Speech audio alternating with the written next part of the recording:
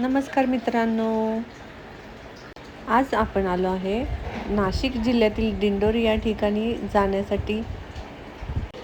आम्ही पुण्याहून सुमारे सकाळी 8च्या सुमारास प्रवास सुरू केला होता आणि आम्हाला नाशिकमध्ये पोचायला 12 वाजले होते.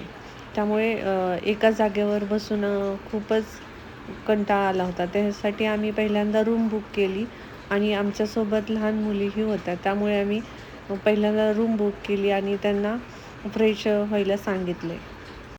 नाशिकमधील IBS ह्या हॉटेलमध्ये आम्ही रूम बुक केली आणि ह्या रूमचे भाडे सुमारे 4,000 असे होते. तुम्ही पाहू शकता किती छान आणि क्लीन अशी रूम आहे. त्यासाठी मी तुम्हाला पूर्ण व्हिडिओ रूमचा काढून दाखवलेला आहे. खूप छान आणि फ्रेश वाटत होतं इथं आल्यानंतर.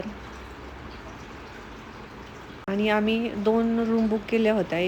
407 आणि 408 अशा व्हिडिओ तुम्हाला केल्या होत्या, दाखवलेला आहे. हा क्वीन बेडचा आहे आणि आमच्या मुलींनाही तुम्ही पाहू शकता याचा TV, AC खूपच छान असा रूम होता तो. लहान मुलांना किती एक्साइटमेंट असते पहा ना. त्यांनी स्वतः कॉफी बनवली आणि ती आवडीने ग्लासमध्ये घेऊन प्यायला लागले होते आणि तुम्ही पाहू शकता किती छान अशी कॉफी बनवलेली आहे.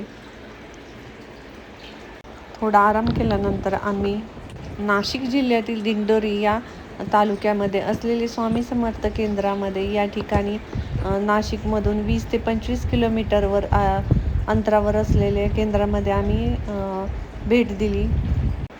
जर तुम्ही स्वामी भक्त असाल तर नक्कीच स्वामींच्या केंद्राला भेट द्या. आणि तुम्ही पाहू शकता इथं आल्यानंतर खूपच असं प्रसन्न वाटत होतं.